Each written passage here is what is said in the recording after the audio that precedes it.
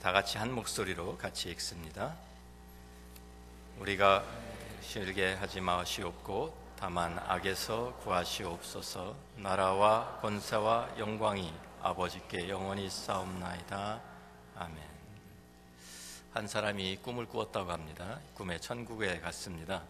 천국에 가서 베드로 사도를 만나가지고 천국 투어를 시작했습니다. 이곳저곳을 들여다보고 구경하고 있는데 가는 곳마다 보니까 시계가 많이 달려 있습니다. 그래서 왜 이렇게 시계들이 많은가? 근데 자세히 보니까 시계가 돌아가는 속도가 다 다릅니다. 그래서 물어봤습니다. 이 시계가 다 뭐하는 시계들입니까? 왜 천국에 시계가 필요합니까? 그랬더니 사도 베드로가 대답을 하는데, 세상에 사는 사람들이 다 여기에 하나씩 그 시계를 본하고 있는데 그 사람이 죄를 지으면 시계가 움직인다는 것입니다. 그래서 죄를 많이 지으면 시계가 빨리 돌아가고 죄를 적게 지으면 천천히 돌아간다고 설명을 해 주었습니다. 그러니까 이 사람이 갑자기 궁금해졌습니다. 자기 아는 사람 이름들을 막 대봅니다. 우리 교회 집사님 시계 어디 있습니까? 그래서 막 가서 찾아보니까 천천히 돌아가더래요. 그래서 신앙생활 그래도 잘하고 있구나. 또 우리 장로님은 어떠실까? 장로님 시계도 찾아보았습니다. 그 다음에 제일 궁금해진 것이 우리 목사님은 시계가 어떨까? 그래서 목사님 시계 어디 있습니까? 라고 물어봤더니 베드로 사도가 대답하는 말이 그 목사 그 시계는 우리 사무실에 들여놓았는데. 그래서 왜요? 그랬더니 하도 빨리 돌아서 선풍기로 쓰려고. 저와 시험에서 자유로운 사람이 아무도 없습니다. 아무도 없습니다. 우리가 구원받은 하나님의 자녀들이지만, 우리가 천국 시민들이 되었지만 하나님 나라가 이 땅에 완성된 것이 아직 아닙니다. 그래서 우리가 이 세상에 사는 동안에는, 아니면 주님께서 다시 이 세상에 오실 때까지는 우리는 죄의 권세와 계속해서 영적 전쟁을 치루어야 합니다. 오늘 그래서 우리 주기도문의 마지막 부분인 이 마태복음 6장 13절 말씀은 주님께서 우리에게 그 영적 전쟁을 위해서 우리에게 주신 기도문입니다. 우리를 시험에 들게 하지 마시옵고 다만 악에서 구하옵소서. 이 대목은 우리의 영적 보호를 요청하는 기도문이죠. 11절 말씀, 우리가 보았던 11절 말씀에 오늘 우리에게 일용할 양식을 주시옵고, 이 대목이 우리의 물질적인 필요를 하나님 앞에 구하는 것이고, 12절의 말씀, 우리가 우리에게 죄 지은 자를 사하여 준 것 같이 우리 죄를 사하여 주시옵고 라는 것은 서로의 용서를 통해서 우리가 참 관계와 교제가 회복되는 것이라고, 그것을 위해서 기도하는 것이라고 했다면, 13절의 말씀은 우리가 지금 치르고 있는 이 영적 전쟁에 우리가 보호를 받을 수 있도록 하나님께 요청하는 그러한 기도입니다. 여기에서 다만 악에서 구하시옵소서라는 이 말의 뜻은요, 우리가 보통 말하는 그냥 재수 없는 일이 생기지 않게 해주세요, 그런 뜻이 아닙니다. 나쁜 일 만나지 않게 해주세요, 그런 말이 아닙니다. 이 부분을 NIV 영어 성경으로 보면 But deliver us from the evil one 이렇게 되어 있습니다. From the evil one, 곧 악한 자라는 것은 사탄을 가리키는 말입니다. 성경은 우리가 피할 수 없는 영적 전쟁을 우리가 지금 치르고 있다라고 가르쳐 줍니다. 그래서 우리가 잘 아는 말씀들이지만 몇 곳을 찾아봅니다. 베드로전서 5장 8절 9절 말씀 보니까 근신하라 깨어라 너희 대적 마귀가 우는 사자같이 두루 다니며 삼킬 자를 찾나니 너희는 믿음을 굳건하게 하여 그를 대적하라. 이는 세상에 있는 너희 형제들도 동일한 고난을 당하는 줄을 알미라. 마귀가 우리의 대적이 되어서 우리를 참 삼키기 위해서 먹이를 찾아서 돌아다니면서 우는 사자와 같이 우리를 삼키려고 엿보고 있다고 이 성경이 경고합니다. 또 사도 바울도 우리의 같은 경고를 하고 있습니다. 에베소서 6장 10절부터 12절입니다. 끝으로 너희가 주 안에서와 그 힘의 능력으로 강건하여지고 마귀의 관계를 능히 대적하기 위하여 하나님의 전신갑주를 입으라. 우리의 씨름은 혈과 육을 상대하는 것이 아니요 통치자들과 권세들과 이 어둠의 세상 주관자들과 하늘에 있는 악의 영들을 상대함이라. 여기서 통치자들, 권세들, 어둠의 세상 주관자들, 하늘에 있는 악한 영들이, 모든 것들은 이 세상에 있는 대통령들이나 왕들이나 세력을 잡은 사람들을 가리키는 그런 말이 아닙니다. 이 모든 말들은 영적인 악한 세력들을 지칭하는 것입니다. 사도 바울도 사도 베드로도 우리에게 분명하게 이러한 영적인 참 존재들이 우리 주위에 있으면서 우리의 믿음을 무너뜨리기 위해서 지금도 우리를 대적하고 있다. 그래서 계속해서 기회를 엿보고 있다라고 우리에게 경고하고 있습니다. 사도 바울은 또 사탄에 대해서 우리에게 이렇게 말씀해 줍니다.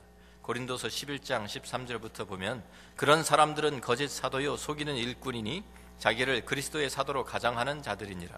이것은 이상한 일이 아니니라. 사탄도 자기를 광명의 천사로 가장하나니 그러므로 사탄의 일꾼들도 자기를 의의 일꾼으로 가장하는 것이 또한 대단한 일이 아니니라. 그들의 마지막은 그 행미대로 되리라. 사탄도 사탄의 일꾼들도 자기를 감추고 좀 우리 가운데 침투에 들어와서 우리를 무너뜨릴 그러한 기회를 항상 엿보고 있다라고 우리에게 경고합니다. 우리가 예수를 믿는 그 순간부터, 우리가 하나님의 자녀가 되는 그 순간부터, 우리가 참 예수 그리스도의 제자로 살기로 작정하고 결단하고 살아가는 그 순간부터 우리는 피할 수 없는 적군이 우리를 기다리고 있습니다. 예수님께서 이것에 대해서 분명하게 우리에게 말씀해 주시는데, 우리가 더 이상 이제는 이 세상에 속한 사람들이 아니기 때문에 세상이 우리를 대적하고 우리를 핍박할 것이다 라고 분명히 경고해 주십니다. 요한복음 15장 18절부터 19절 말씀입니다. 우리 같이 한 목소리로 읽습니다. 세상이 너희를 미워하면 너희보다 먼저 나를 미워한 줄을 알라.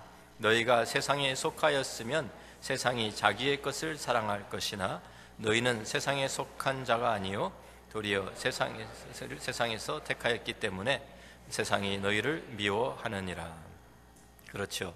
우리가 이 세상에 더 이상 속한 사람들이 아닙니다. 우리가 한때는 그 세상에 속해 있었습니다.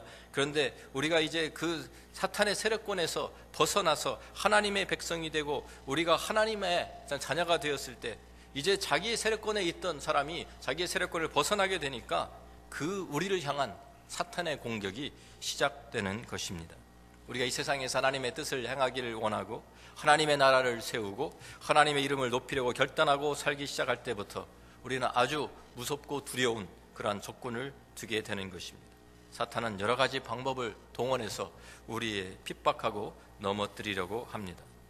오늘 우리가 말씀인 우리를 시험에 들게 하지 마시옵고라는 이 대목에서 시험이라는 이 헬라어 단어를 좀 우리가 생각해 볼 필요가 있습니다. 한국어 성경에 시험이라고 번역된 이 언어는 헬라어로 페이라스모스라는 단어입니다. 이 단어에는 두 가지 뜻이 있습니다.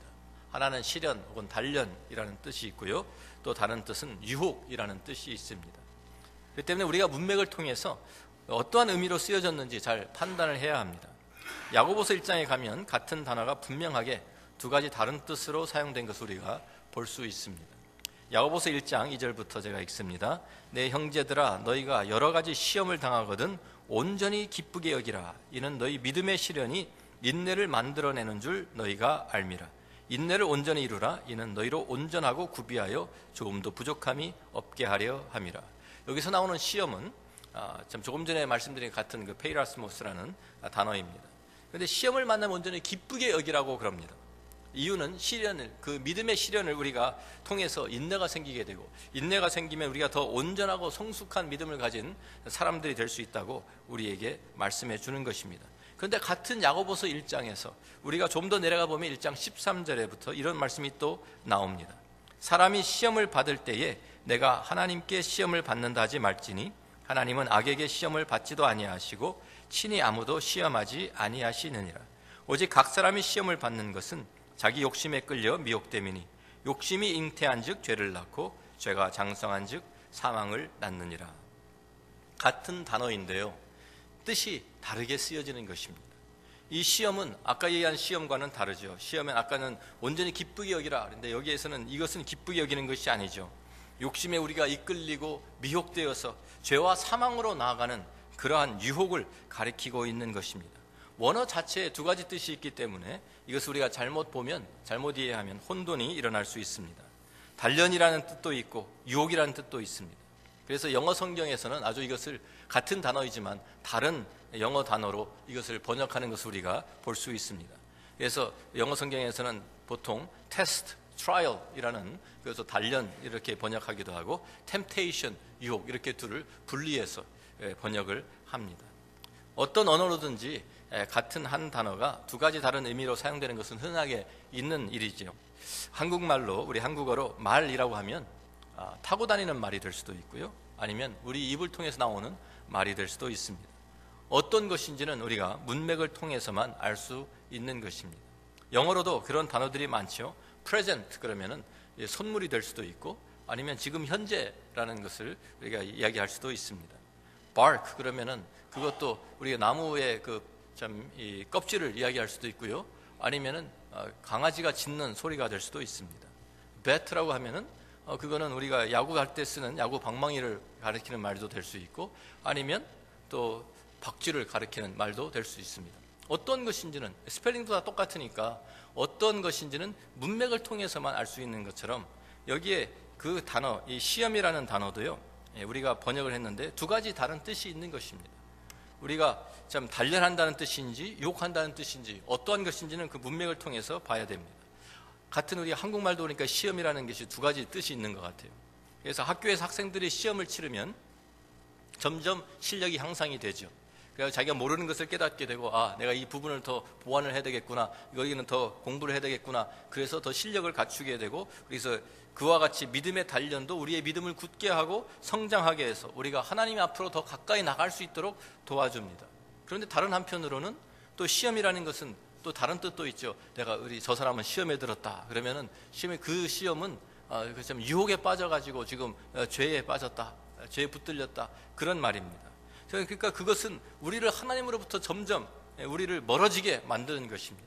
자, 그러니까 같은 단어인데 어떻게 쓰이느냐에 따라서 한때는 하나님 앞에 가까이 나가는 것이 될 수도 있고, 다른 것은 우리를 하나님부터 멀어지게 하는 것이 될 수도 있습니다. 완전히 같은 단어가 가리키는 방향이 다를 수 있습니다.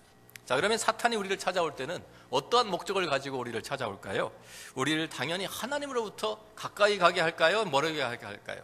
멀리 가게 하기 위해서죠. 멀어지게 하기 위해서입니다.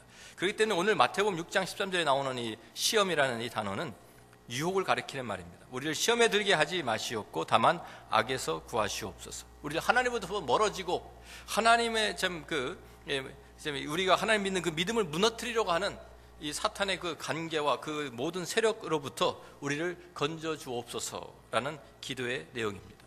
사탄이 아담과 하와를 찾아간 때부터 사탄은 사람들을 하나님으로부터 떼어놓기 위해서 모든 수단 방법을 가리지 않습니다. 우리가 아까 읽은 말씀처럼 자기를 광명의 천사로까지 가장을 해서 우리를 찾아옵니다. 어떤 때는 우는 사자와 같이 또 우리의 두려움을 심어주고 우리의 심한 핍박을 통해서 우리의 믿음을 굴복시키려고 할 때도 있습니다.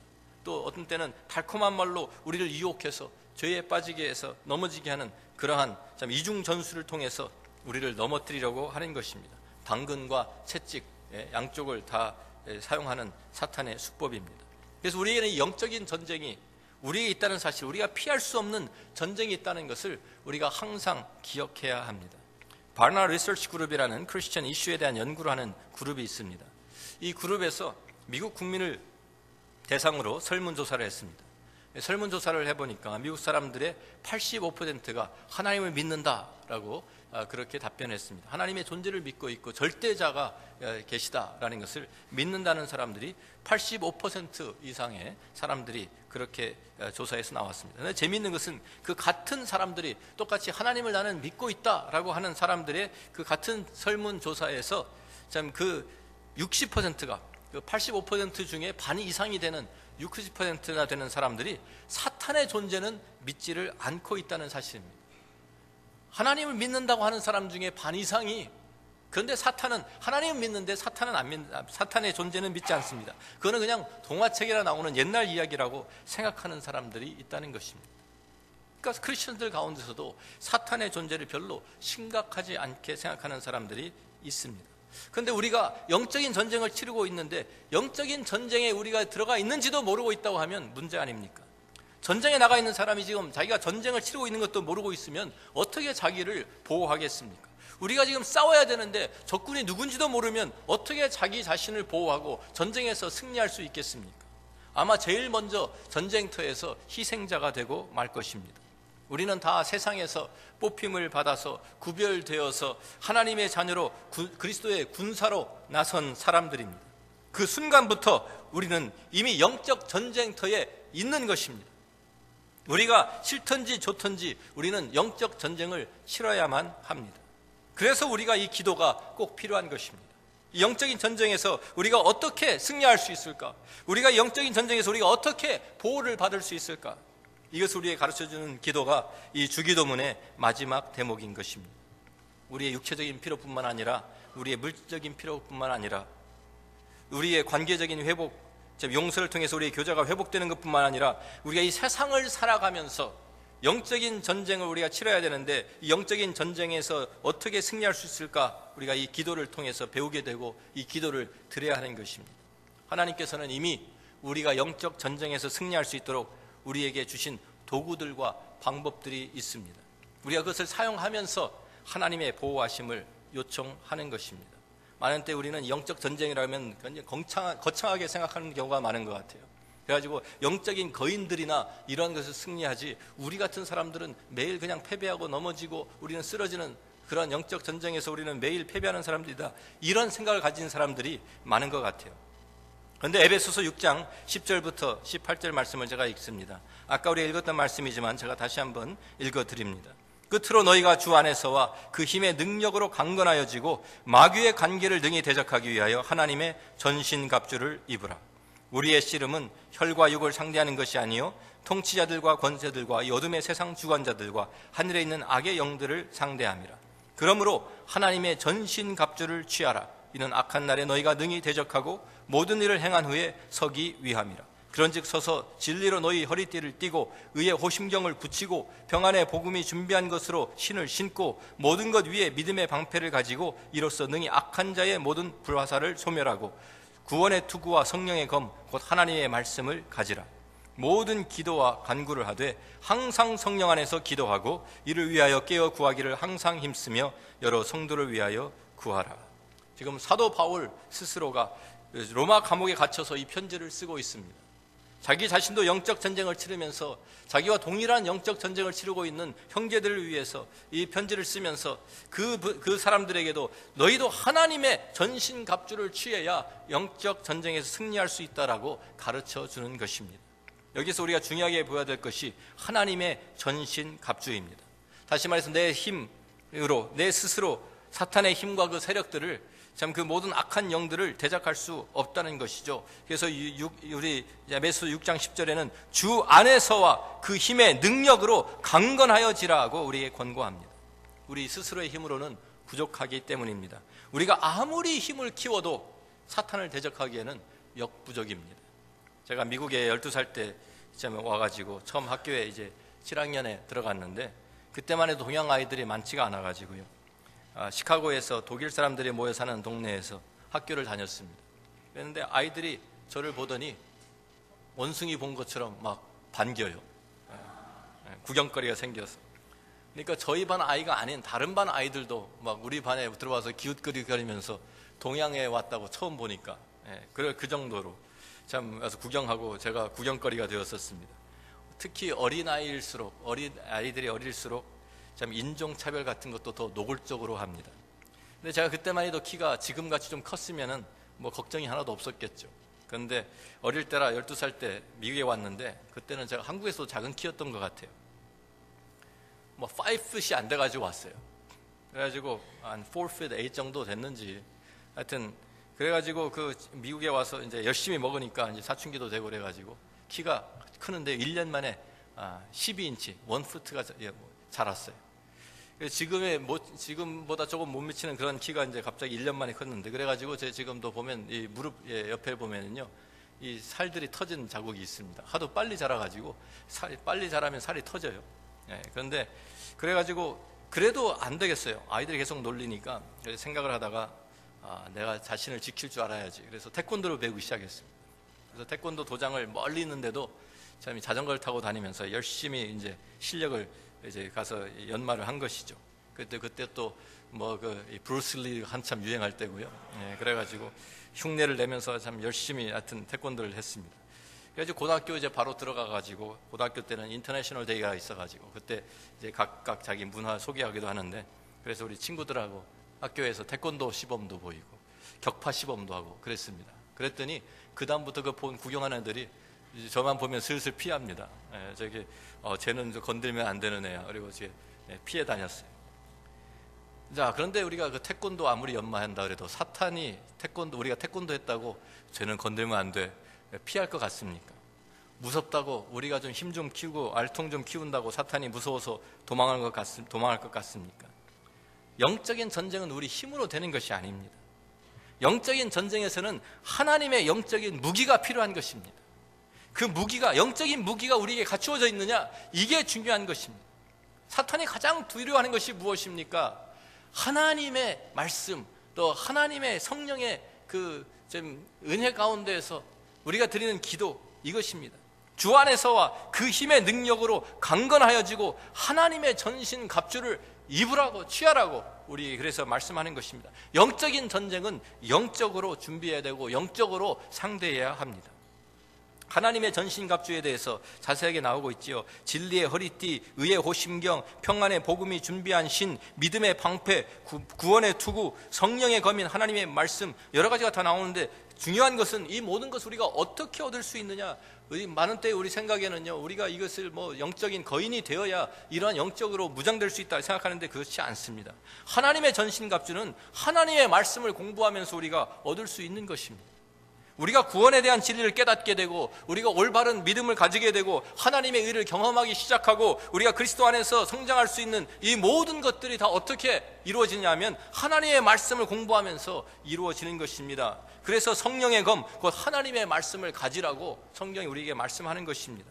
하나님의 말씀을 통해서 우리는 하나님의 전신갑주를 우리가 얻게 되는 것입니다. 마태복음 4장을 보면 예수님께서도 공생애를 시작하시기 전에 이 사탄에게, 마귀에게 세 가지 시험을 받으십니다. 마태복음 4장 2절부터 우리가 잘 아는 말씀입니다. 40일을 밤낮으로 금식하신 후에 줄이신지라 시험하는 자가 예수께 나와서 이르되 내가 만일 하나님의 아들이여든 명하여 이 돌들로 떡덩이가 되게 하라. 예수께서 대답하여 이르시되 기록되었으되 사람이 떡으로만 살 것이 아니요 하나님의 입으로부터 나오는 모든 말씀으로 살 것이라 하였느니라 하시니, 예수님께서 시험을 받으셨을 때 사탄을 대적하는 무기로 사용하신 것이 바로 하나님의 말씀이죠. 예수님이 하나님의 아들이셨어요. 그러니까 그런데도 불구하고 신명기의 기록, 우리도 가지고 있는, 예수님께만 가지고 있는 비장의 무기를 꺼내 쓰신 것이 아니라 우리도 가지고 있는 그 하나님의 말씀, 기록된 하나님의 말씀, 신명기에 기록된 하나님의 말씀 인용하시면서 기록되었으되 사람이 떡으로만 살 것이 아니요 하나님의 입으로부터 나오는 모든 말씀으로 살 것이라, 하나님의 말씀으로 사탄을 물리치셨어요. 두 번째 시험도 마찬가지입니다. 참, 이 성전 꼭대기에서 뛰어내리라. 주님께서 7절 말씀을 보면 예수께서 이르시되 또 기록되었으되 주 너희 하나님을 시험하지 말라 하였느니라. 세 번째 시험에서도 역시 참 모든 천하의 영광을 보여주면서 나한테 한번 절하면 내가 이것을 다 너에게 주겠다. 주님께서 뭐라고 말씀하십니까? 예수께서 말씀하시되 사탄아 물러가라. 기록되었으되 주 너희 하나님께 경배하고 다만 그를 섬기라 하였느니라. 주님이 하나님의 아들이시기 때문에 무슨 그냥 손가락에서 그 벼락이 나오고 이래가지고 사탄을 물리치신 것이 아니잖아요. 우리도 가지고 있는, 우리도 매일 품고 다니는 성경 말씀에서 하나님의 말씀으로 기록되었으되 기록되었으되 기록되었으되, 사탄이 가장 무서워하는 것이 하나님의 말씀이거든요. 매번 하나님의 말씀을 이용하시면서 기록되었으되, 이것이 중요한 것입니다. 우리 힘으로가 아니라 하나님의 말씀의 능력으로 우리가 사탄의 공격을 물리칠 수 있다는 것을 우리에게도 보여주시고 가르쳐 주신 거예요. 우리가 하나님의 말씀으로 무장되어야 되는 이유가 바로 거기에 있습니다. 하나님의 말씀이 우리 생활 속에 녹아져 있고 하나님의 말씀이 우리 삶 속에 살아있으면 세상에서 또 사탄이 어떠한 유혹을 가지고 우리를 찾아온다고 할지라도 우리는 넉넉히 이길 수 있는 것입니다. 주님께서는 또 우리에게 영적인 무기로서 기도에 대해서도 강조해 주십니다. 우리가 조금 전에 본 에베소 6장 18절에도 모든 기도와 간구를 하되 항상 성령 안에서 기도하고 이를 위하여 깨어 구하기를 항상 힘쓰며 여러 성도를 위하여 구하라, 기도하라고 했는데, 예수님께서도 제자들과 마지막 밤을 함께 보내시면서 제자들을 위해서 기도하시고 또 제자들에게도 너희 스스로도 기도하라고 그렇게 가르쳐 주셨습니다. 누가복음 22장 31절을 봅니다. 시몬아 시몬아 보라 사탄이 너희를 밀가부르듯 하려고 요구하였으나 그러나 내가 너를 위하여 내 믿음이 떨어지지 않기를 기도하였노니 너는 돌이킨 후에 내 형제를 굳게 하라. 저가 말하되 주여 내가 주와 함께 오게도 죽는 데에도 가기를 각오하였나이다. 이르시되 베드로야 내가 내게 말하노니 오늘 닭 울기 전에 내가 3번 나를 모른다고 부인하리라 하시니. 사도 베드로 같은 사람도 자기 힘으로 해보려고요. 그래서 내가 이미 감옥에도 주님과 함께 가기로, 내가 죽는 자리까지도 내가 주님과 함께 가기로 결심했습니다 라고 참 주님 앞에 고백하고 다른 제자들 앞에서 참 선언하고, 그런데 그렇게 했을 때 거짓으로 한 것이었을까요? 아닙니다. 거짓으로 한 말이 전혀 아닙니다. 그때는 진심으로 한 말일 것이었습니다. 자기의 의지를 가지고 내가 결단했다고 그렇게 결심을 했는데, 사람의 의지력 가지고 자기가 결심한다고 영적 전쟁에서 이길 수 있는 것이 아닙니다. 그날 밤에, 바로 그날 밤에 베드로는 3번이나 예수님을 부인하고 저주까지 하면서 예수님 모른다고 하지 않았습니까? 베드로 자기 결심으로는 죽기까지 함께 하겠다고 그렇게 아주 호언장담을 했는데 자기 힘으로 안 되는 거예요. 성령의 도우심이 있어야 하는 것입니다. 그래서 주님께서 감난산에 제자들과 함께 가셨을 때 본인이 기도하시면서 제자들에게도 뭐라고 말씀하십니까? 누가복음 22장 40절 말씀 보니까 그곳에 이르러 그들에게 이르시되 유혹에 빠지지 않게 기도하라 하시고, 가서 기도하시다가 와서 보니까 제자들은 잠을 자고 있습니다. 그러니까 46절에 또다시 말씀하십니다. 깨우시면서 어찌하여 자느냐, 시험에 들지 않게 일어나 기도하라. 우리가 기도할 때 우리가 아니라 하나님이 일하시고 우리의 능력이 아니라 성령의 능력이 우리에게 공급됩니다. 그 성령의 힘으로, 성령의 능력으로 이 모든 것을 이겨나가라는 말씀입니다. 성경을 보면 우리의 거창한 것을 요구하는 것이 아닙니다. 하나님, 누구든지 할 수 있는 것들입니다. 하나님의 말씀 누구든지 다 가지고 있잖아요. 하나님의 말씀, 기록된 하나님의 말씀, 기도 누구든지 할 수 있잖아요.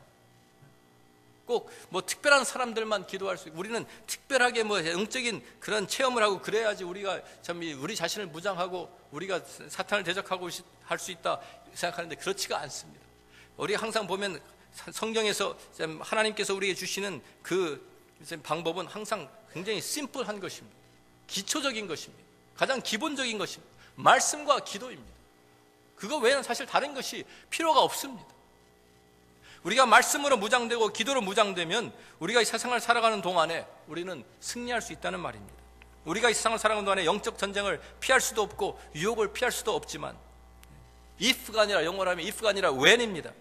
만약이 아니라, 만약 우리가 시험에 드는 게 아니라 언제입니다. 분명히 찾아옵니다. 언제 우리를 찾아올지 모르지만 분명히 옵니다. 하지만 우리가 말씀으로 무장되어 있고 기도로 무장되어 있다고 하면, 우리가 성령이 충만해서 우리가 하나님의 능력을 공급받고 있다고 하면 어느 순간에 어떠한 유혹이 우리를 찾아온다 할지라도 그것을 우리는 하나님의 말씀으로, 성령의 능력으로 능히 이겨낼 수 있고 승리할 수 있다는 그러한 말씀입니다. 우리가 오늘 주기도문의 강해를 마치면서 우리가 깨달아야 할 것은, 이 세상을 살아가는 동안에 우리는 아직도 끊이지 않는 도전들을 만나게 된다는 것입니다. 이 세상에 속한 모든 것들을 우리를 계속해서 유혹합니다. 그렇지만 우리가 하나님의 영광, 하나님의 나라, 하나님의 뜻을 이 땅에 이루기 위해서 헌신하고 주님 앞에 나아갈 때 주님께서는 우리가 필요한 모든 것을 공급해 주시는 것을 믿습니다.